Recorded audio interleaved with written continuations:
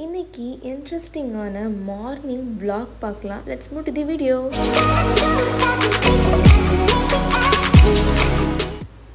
So chapati தான் நான் செஞ்சுருந்தேன். First time பார்த்தா இப்படி ட்ரையாங்கிளில் வந்துருச்சு. சரி யாரும் சாப்பிட மாட்டாங்க, நான் தான் சாப்பிட்ணும் அப்படின்னு சொல்லிட்டு முட்டை கிரேவி அதுக்கப்புறம் நான் தான் சாப்பிட்டேன். அதுக்கப்புறம் ரைஸ் மில்லில் போய் இதை அரைக்க எல்லாம் கலந்துட்டு இருந்தாங்க. அரிசி அதெல்லாம் வெயிட் செம்ம வெயிட்டு.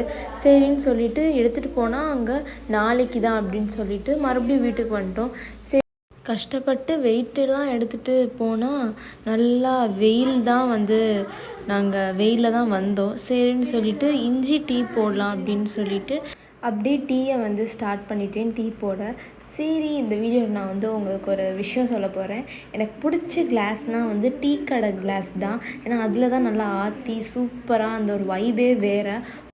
உங்களுக்கும் பிடிக்கும்னா கமெண்ட்டில் சொல்லுங்கள்.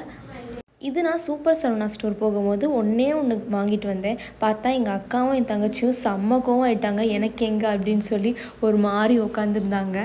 பட் நான் அவங்களுக்கும் தான் கொடுப்பேன். இன்னொரு வாட்டி போகும்போதும் அது வாங்கிக்கலாம் அப்படின்னு சொல்லிட்டு விட்டுருவேன்.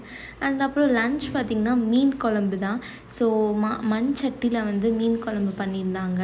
அண்ட் அங்கிட்டு பார்த்திங்கன்னா மீன் சூப்பராக மாங்காய்லாம் போட்டு செம்மையாக எங்கள் அம்மா பண்ணியிருந்தாங்க. அண்ட் மீன் மசாலாவும் போட்டு மீனும் பொரிச்சிட்டு இருந்தாங்க. ரொம்ப கிறிஸ்பியாக செம்மையாக வந்துச்சு. என்ன மசாலா போட்டாங்கன்னே தெரில, அவ்வளோ நல்லா இருந்துச்சு. அண்ட் நல்லெண்ணெய் மறக்காமல் நான் ஆட் பண்ணிடுவேன். அது போட்டு மீன் தொண்டை கிள்ளி சாப்பிட்றதே வேறு தான். உங்களுக்கும் பிடிக்குமா கமெண்ட்டில் சொல்லுங்கள். அண்ட் செகண்ட் வாட்டி தான் நான் குழம்பு மாங்காய்லாம் போட்டு செம்மையாக சாப்பிட்டு சூப்பராக தூங்கிட்டேன். And subscribe for more.